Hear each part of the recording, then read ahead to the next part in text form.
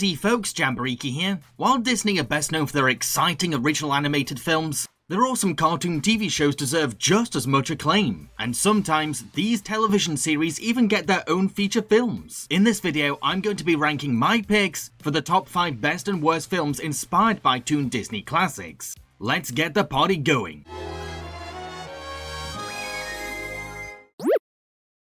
Doug's first movie. The Valentine's School dance is coming up, and Doug really wants to help run it with his crush Patty. But the smug guy puts in to compete for Patty's heart. Meanwhile, Doug and his best friend Skeeter end up discovering the real Lucky Duck Lake monster, who they affectionately name Herman Melville. Doug must now juggle between protecting Herman from danger, exposing the corrupt Mr. Bluff's pollution of Lucky Duck Lake, and trying to win over Patty. Now, I'll openly confess that this is actually one of my guilty pleasure movies. It's helped me through a lot of hard times. Not only does it have nostalgic value to me, but there's also a coziness to its winter atmosphere. Plus, I find Herman to be quite lovable as a goofy monster. He likes you, man! Down, Herman! Down! And the image of Doug and Patty dancing under the moonlight is a sweet ending. However, despite my soft spot for this movie, I do realise that it's a very, very dumb film. And not exactly the best representation of what made the original cartoon so charming. First of all, the movie performs so many gymnastics to force the story along. I mean, one of the first people that Doug and Skeet reveal Herman to is the mayor, someone who does have a lot of power and authority in this town. Yet, for some reason, she acts helpless during this whole ordeal. Also, the film's conflict can become feature-length. Bill Bluff is going to stop at nothing, boys. We know that now. We have to do what's right. Even if everybody thinks we're big fat liars? She could expose and punish Mr. Bluff herself, and use her resources to protect Herman, but she holds off on using her leadership power until the very end of the film. Bill, I think you should discuss your pollution problems with me.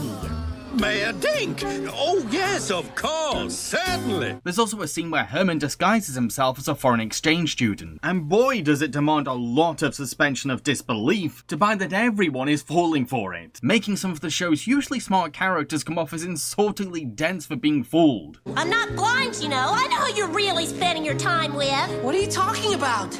That Hermione girl you've been hanging around with all day. There's just so many stretches made in the film like these, and cartoon logic can only explain away so much. It also does a pretty poor job at translating the TV show into a movie as well. Not just because the high-stakes thrills go against the laid-back nature of the slice of life show, which focused on relatable down-to-earth plots about growing up, but Doug's trademark dream sequences don't exactly fit into a theatrical movie like this, with each fantasy interrupting the flow of a big cinematic narrative. Who are you? I am the Lord of the Polka! How could have this film been better then? Well, I don't think that it should have been a monster movie. Look, I love Herman, he's a cinnamon roll, but so many of the film's problems stem from him. I think the movie would have worked far better as a simple school dance film, one that tests Doug's maturity while stuck in an awkward love triangle as he learns the mature way to handle romantic competition. This would have been more authentic to the cartoon and made for more natural storytelling. Plus, in the original Doug TV show, the Lucky Duck Lake monster was just a rumoured urban legend, and to be honest, I preferred the mystique and childlike wonder of it remaining as a mystery in the Doug universe.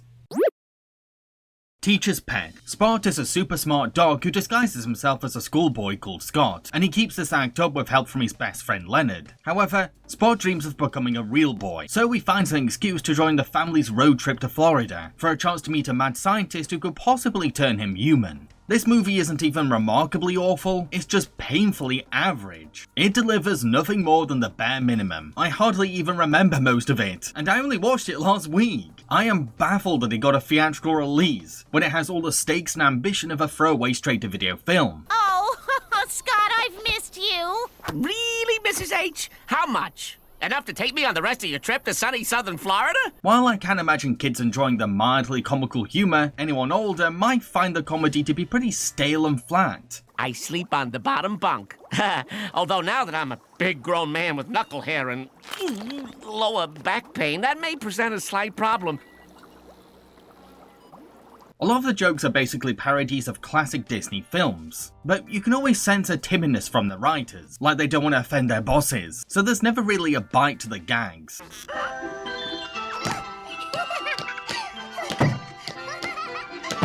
Oh, and the scene where Spot pretends to be every member of his alter ego's family just keeps going and going and going. Look, I love Nathan Lane's vocal range, but can we please just skip to the next scene already?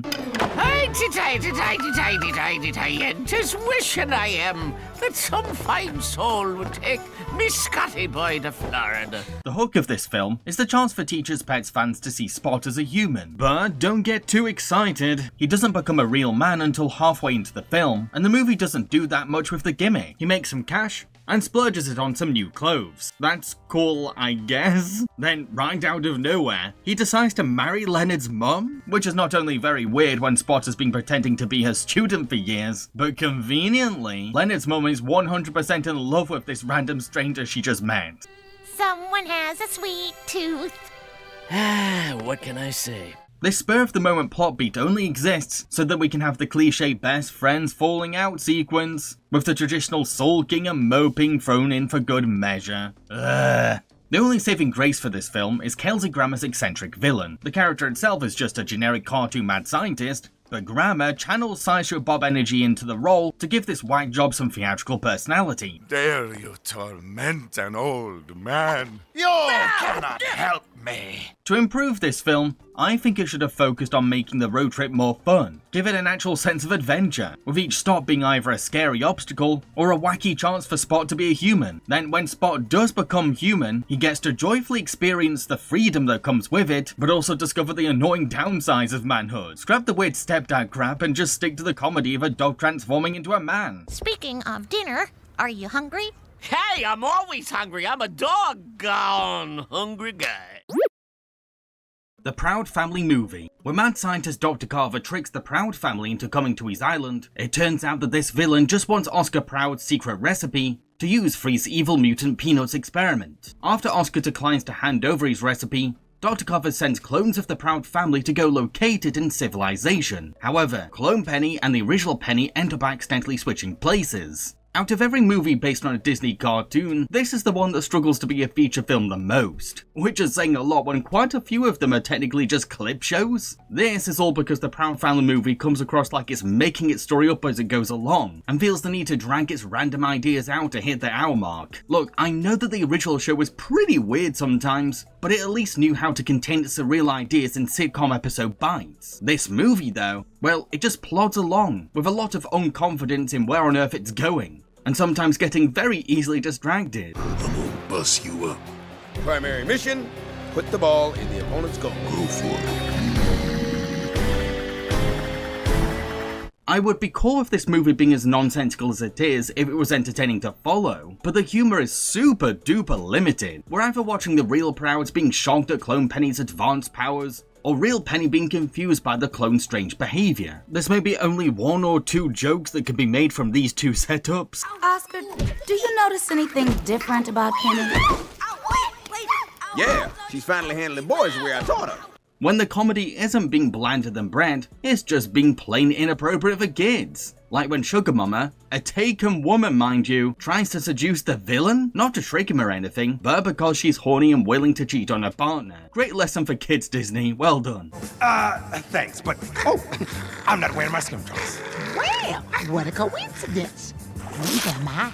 A major plot in the movie focuses on the torn relationship between Oscar and Penny. I'm all for father-daughter drama, but this aspect of the movie is just as repetitive as the comedy, with Oscar unhealthily losing his temper constantly with Penny over minor things like innocently kissing a boy. What about my birthday party? Canceled. In fact, your whole birthday is canceled. And until you learn to show some respect, you're not even allowed to turn 16. Or Penny sulking and whining while on a paradise island. You know what it is, Cashew?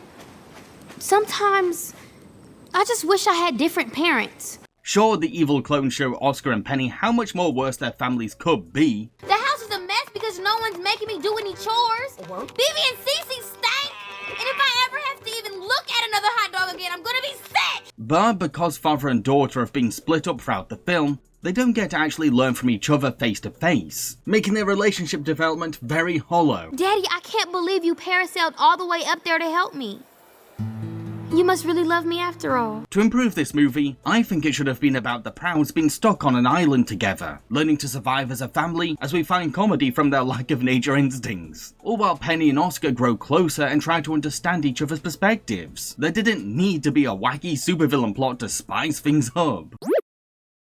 Kim Possible live action. Kim is a highly skilled teenage secret agent who partners up with her sidekick Ron Stoppable to take down supervillains. Despite her fame and skills, she's actually seen as a nobody at her high school, and her teacher, Mr. Barkin, is giving her a hard time. Meanwhile, the evil Draken has been freed from jail by his minion Shigo, and plans to steal Kim Possible's spark. Now, when I started watching this film, I didn't think it was that bad at first. I mean, the show's original creators co-wrote it, so I could get my hopes up. Sure, the Disney Channel budget really shows in the special effects, and corners were certainly cut when it came to the makeup and costumes. But the ingredients for a faithful KP movie were here. The film nailed the dynamic between Shigo and Draken. These two steal the film, honestly.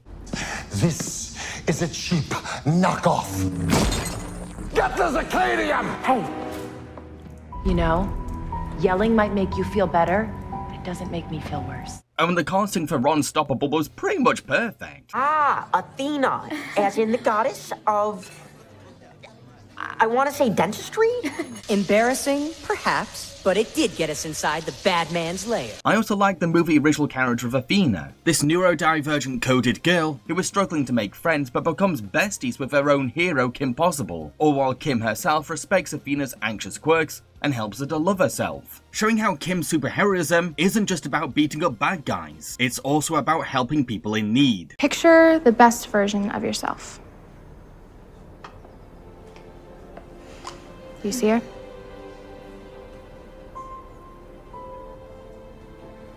I do. Boom. That's the person I want you to be. Then I started noticing things that were bugging me. Like, why is the show's iconic communicator now a hologram? I get that a communicator is maybe dated in 2019, but the film is aware that smartphones are still a thing, right?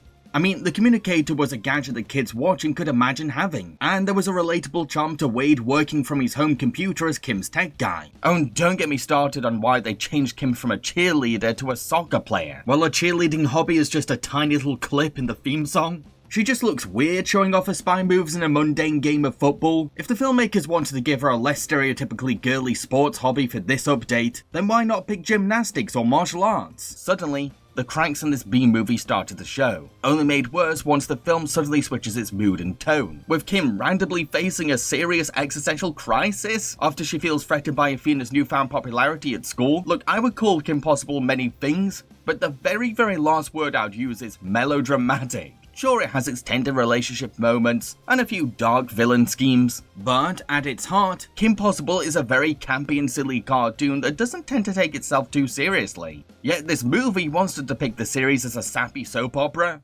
Well, no. Nana, I'm Kim Possible, okay? I'm a star student and I save the world. That's who I am. No, that's what you do. Heck, it becomes even more like a tacky soap drama when it's randomly revealed that Athena is a robot who is working for Draken in a scheme to ruin Kim's life. I'm sorry, but that's a really stupid twist. And one that ruins an already great character that neurodivergent girls of color could relate to. There was zero hints that Athena could have been a robot all along. If anything, there was far more emphasis on showing how human Athena is, with her relatable anxiety and cringy nerdiness. Oh my god. Are you judging? No, of course not. Sure, she was clearly fun to stealing from Kim when playing her new sidekick, but I just saw that as a Kim Possible fangirl getting carried away. What's also baffling is that for some bizarre reason, right after Athena outs herself as a robot assigned to essentially play a character based on Kim, and a minion to Kim's biggest arch enemy, Kimmy is like, "We have to protect Athena from Draken because she's my friend!" As if that she thinks that Athena's made-up character is real. Kimmy, you're not this stupid, come on. She's just a robot. You're wrong. She's my friend. My purpose was to destroy you. So how could have this film been better? Well, coincidentally, there are two amazing already existing animated Kim Possible movies that A, are more faithful to the cartoon, B, feature a robot twist that's executed way better. It's almost like, I don't know, we never needed a live-action adaptation.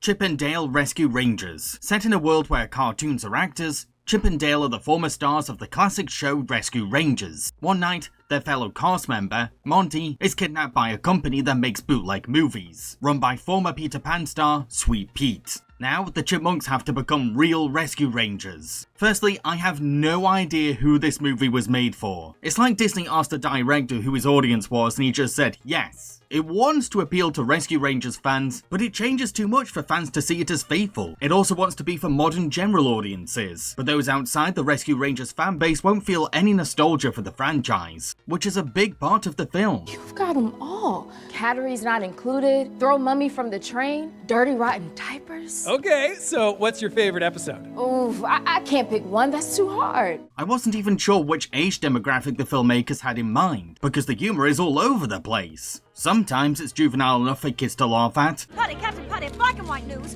Why is there a wad of chewing gum on your back? Oh, come on. Gross. Now that's just gonna be a part of me forever.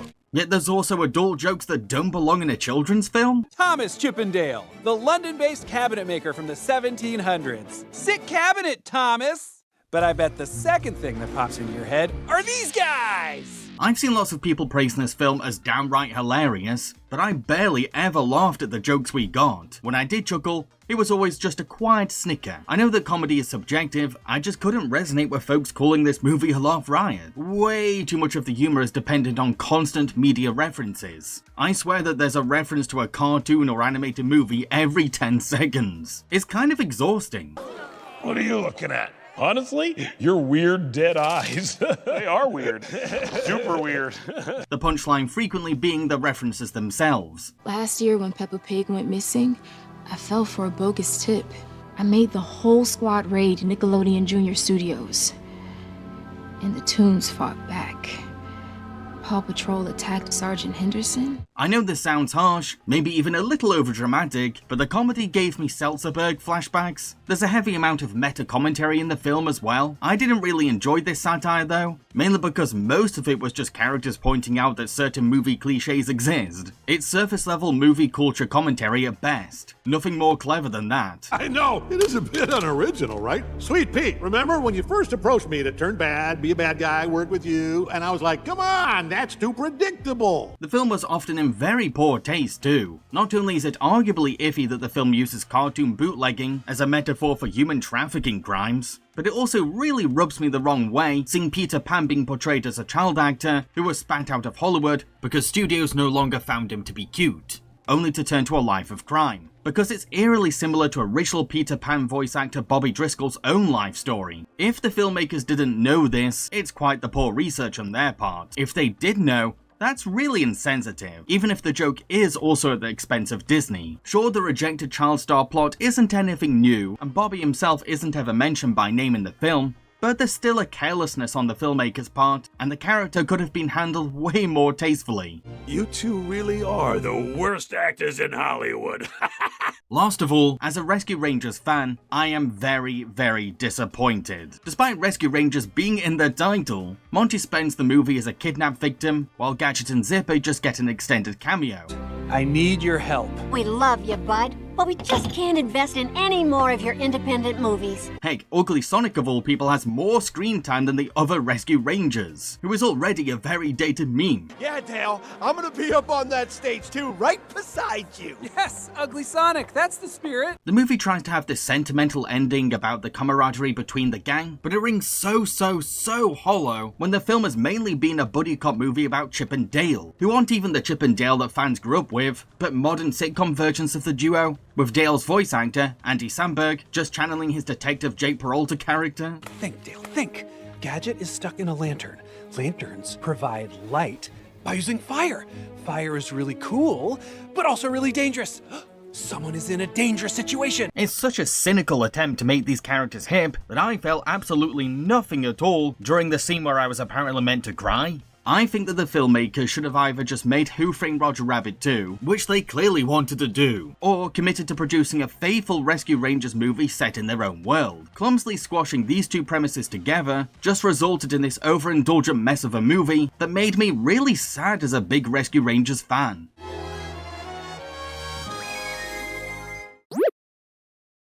Phineas and Ferb across the second dimension. When Phineas and Ferb decide to help Dr. Doofenshmirtz build a portal to the second dimension, not knowing that he's actually a supervillain, our heroes end up in a dystopian world where Doofenshmirtz has successfully taken over the city. This second dimension Doof, who is far more in tune with his universe, ends up exposing Phineas and Ferbus's platypus Perry as a secret agent, which blows our heroes' minds. The fun of this movie comes from the entertaining dimension crossover meetings, whether it's the comedic brilliance of a goofy Doofenshmirtz winding up a competent Doof. What do you see here? An ordinary platypus. And now, what do you see? Perry the platypus! You know, I'm starting to see why you haven't become a ruler in your dimension. Our Phineas and Ferb detoxing their brainwashed doppelgangers. Summer? I think that was outlawed a long time ago. You guys don't have summer? Well, that's terrible. Or Candace, who is currently desperate to be seen as an adult, realizing that a Candace forced to grow up too fast is actually cold and serious. Sorry guys, you're on your own. All while this rebellion against a tyrannical dictatorship is going on, Phineas and Ferb are trying to process Perry's secret. Heck, as silly as it sounds, I'd say that this is the biggest drama in the film. You're a secret agent? And you've been living with us this whole time? Was that evil guy right? Were we just a cover story to you? I mean, were you ever really our pet or part of our family? What I love about this plot is how Perry can't talk. So he has to show that he now trusts the boys through his actions, which to be fair is the best way to express love. Agent P needs your help. How does he know we'll know what to do? He knows you will know what to do. He also knows you two are the only ones capable of helping him. Why was I also shocked by how ambitious this Phineas and Ferb movie was? Just look at the jaw-dropping scale and magnificent array of action set pieces in the climax. Like holy moly, to think that this is a Disney Channel production? It's like the creators are mockingly laughing at their limited resources while having the wildest creative fun in the world. Kim Possible, A Stitch in Time. In this TV movie, Kim has to retrieve a magical monkey artifact from a group of evil villains, before they can use it to time travel and chaotically mess with Kimmy's history. During this mission, one of Rufus's descendants arrives to warn her about the Supreme One, who will use time travel to ruin the future. One of my favourite things about this film is the idea of 3 different KP villains banding together, which was actually quite rare in the show. We get to see a trio of very different baddies interact face to face. Their egos might clash a lot for laughs. Rock beats paper. Hey, you daft man. Paper beats rock. Everyone knows that. Oh, come now. That doesn't even make sense. How can flimsy paper possibly beat the raw density of stone? But they share a mutual hatred towards Kim. The dynamic reminds me of when Batman Rogue schemed together. Why, you sniveling sardine? Are you pompous, puffed up penguin? Our friends make peace. Have a shake on me. This is also technically an origin movie for the original cartoon, a really unique one to boot. While the main plot focuses on these villains screwing with the past, our time travel adventure just so happens to explain how Kim Possible's superhero career came to be. I'm making my own website. What for? Babysitting jobs and stuff. You know, helping people out. All while the movie also explores the valuable importance of Ron and Kim as a team. Kim Possible may be incredibly talented, but Ron is the other half of a complete package. Always there to have Kim's back as a hype man and lifelong best friend. Did that one kid have opposable toes? You're weird, but I like you. With Ron having to move to Norway in the present time, we get to see how much Kim really needs him as a right-hand sidekick. Sure, Monique gives it a go, but no one can replace Ron. There's only one Ron Stoppable. What the? At the same time, there's some fun to be had from seeing present-day characters crash Kimmy's history. I especially love seeing our modern heroes meeting their younger selves. These interactions are downright adorable. Nice to know the braces work. Yeah, as long as you don't try to kiss Walter Nelson. Locked braces? It was an embarrassing ride to the orthodontist. So what does the future hat do? Nothing. It's just a hat. In a huge twist, we learn that the Supreme One is actually She-Go, a reveal that should shock zero fans of the show. Of course, the most competent and badass character would break the chains of being a minion to become the queen of an apocalypse. I knew my past would come back to haunt me one day. She-Go. Ready when you are. Sorry, Kimmy. The Supreme One always delegates. So the film doesn't just give us an eye into Kimmy's past, we also get to see a dystopian version of her future, where her loved ones are tactical resistance fighters, which totally adds up, considering how many of Kim's family and friends happen to be highly skilled prodigies. Eat hot plasma, Supreme One stooges! Viva la Resistance! The first ever Kim Possible movie is a real blast for longtime fans. Not only does it answer important lore questions, but it also gives us one hell of an exciting time travel adventure, all tied together with creative action, hilarious character interactions, and a sweet theme of friendship. Kim Possible So the Drama. In this second Kim Possible movie, Draken is cooking up a complex plan based on meticulous research on Kim Possible's weaknesses. Meanwhile, Kim has found a new boyfriend called Eric, and Bueno Nacho is suddenly under new management. Two dramatic changes that begin stressing Ron out. This film addresses the anxiety of growing up, and the confusing emotions felt when dynamics or routines are shaken up. Ron is already a very nervous and sensitive kid, so he's dealing with these changes pretty defensively. Later on. Jinx. Again? Oh, man. However, growing up also means maturing, so Ron has to evaluate why he's particularly upset at Kim now having a boyfriend, as he stops to question the possibility that he has feelings for her, something that's been foreshadowed and hinted throughout each season of the show already. Something's different now. I mean, there's something between us. Who am I kidding? That's not different. Something's been there a long time. Well, I think there's something there. Does she? While our heroes are facing their own coming of age, we're getting teased with hints to Draken's plan. What is he up to? A toy design, top secret Cybertronic technology, Synthrodrone personality and performance upgrades, and teen scene junk? I honestly love how vague and mysterious this scheme is. We're so used to this campy villain rambling excitedly about his next evil project, yet here he is, playing coy about something very big that he's putting his heart into. You really haven't figured it out, have you? There is no plan here. No way. Oh, but there is. Spill! No! Observant audiences will notice how the changes in Ron's life are coincidentally happening while Draken is building the blocks for his evil scheme. I mean, it's strange that Bueno Nacho's new manager looks like a security bouncer, plus Eric is maybe a bit too perfect as a boyfriend. You tweet! Oh, good reflexes. Thank you, sir. And it's fishy that he's determined to get Kim to choose prom over a mission. I'm going to check this out. What? Ron might be onto something. His whole story is ridiculous. Are we overthinking things, or are these plots connected? It's so fun being kept on our toes, but also extremely validating once Draken's plan goes into execution. When twists are revealed at long last, from the new restaurant manager actually being a Draken henchman, to Eric turning out to be an evil robot. Kim. Eric. Actually, here, I'm known as Synthrodrone number 901.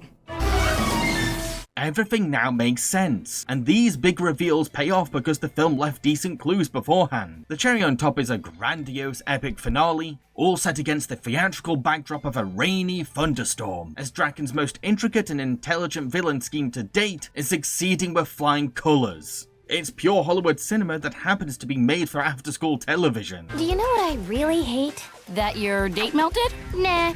You.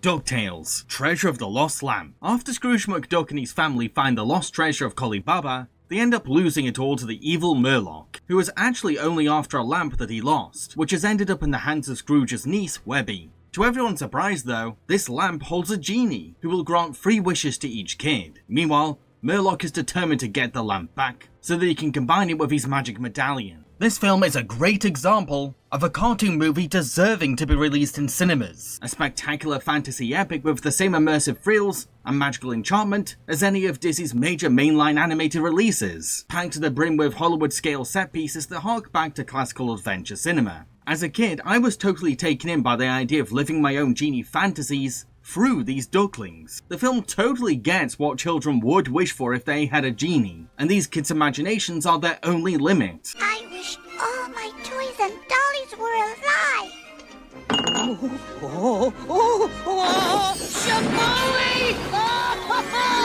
On top of that, our genie, Gene, is a unique take on the trope. Sure, he has the usual high-energy whimsy of your traditional genie.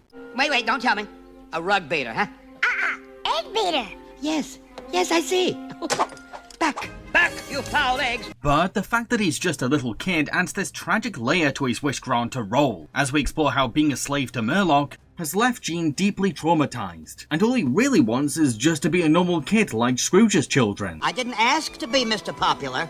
All I want is a life of my own, like your nephew's. Our villain is also one hell of a devious and sinister sorcerer, a bellowing magician with a very short temper. They have vanished.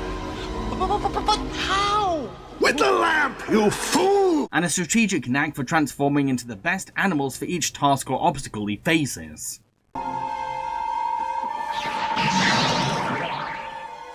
There's also this disturbing apocalyptic tone to the film, as our villain and his minion use the lamp to ruin Scrooge's life and take over the Muckduck Empire, with said dystopian landscape scarily escalating to Lovecraftian proportions by the finale.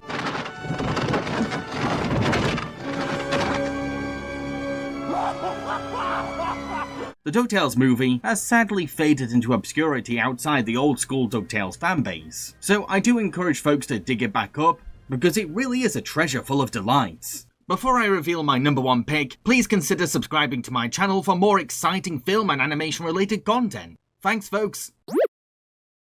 A Goofy movie. One day, outcast teenager Max finds newfound popularity after crashing a school assembly with his very own tribute show to pop star Powerline, and the attention scores him a date with his crush Roxanne. However, the principal insincerely relays Max's fun stunt to Goofy as a sign that his son is becoming a delinquent. So Goofy drags Max on a father-son camping trip, based on the same one that he took as a kid with his dad, which makes Max panic over losing his new date, and he decides to lie to Roxanne that he's been taken to a Powerline concert to dance with him on stage. Based on the Disney cartoon sitcom Goof Troop, no one should be surprised that this classic banger of a movie hit my number one spot, especially longtime fans of my channel who already knew about my passionate adoration for a Goofy movie. This is a film that I routinely watch about 5 times a year, and I always find new things to love about it. Sure, you can really tell that it was made in the 90s, but that aesthetic gives the movie this charming time capsule appeal. I mean, I would argue that the 1995 fashion and music actually plays into a story about generational conflict, with Goofy and Max struggling to understand each other, because young Max is obsessed with keeping up with the trends of the time, while the much older Goofy clings to the past so that he can never lose his fondest memories. Me and my dad used to sing this one all the time.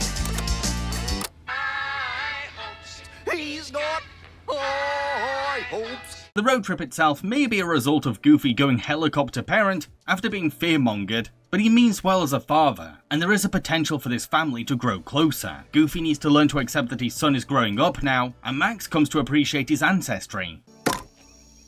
Whoa, where'd you learn to do that? Your granddad taught me that when we went to Yosemite. Something that he's been so ashamed of lately that he has nightmares about becoming like his dad.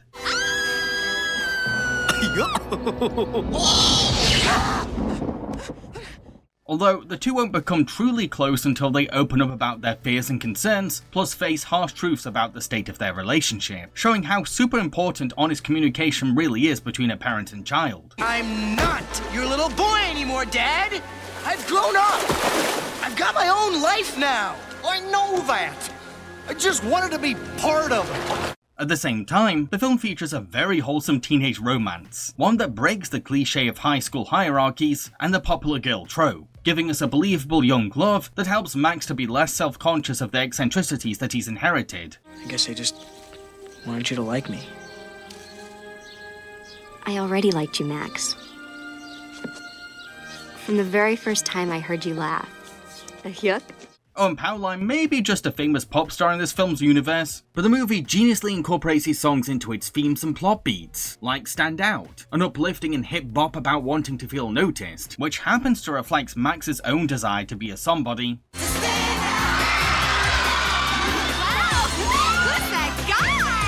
A Goofy movie is honestly my favourite American animated movie ever made, an underrated gem about healthy father-son bonding, as well as a very authentic take on what it's like to be a teenager with low self-esteem. If you've never given it a chance before, then please change that as soon as you can. Go check out my other top 5 best and worst videos for more fun rankings. I've been Jambareeqi, cheerio folks!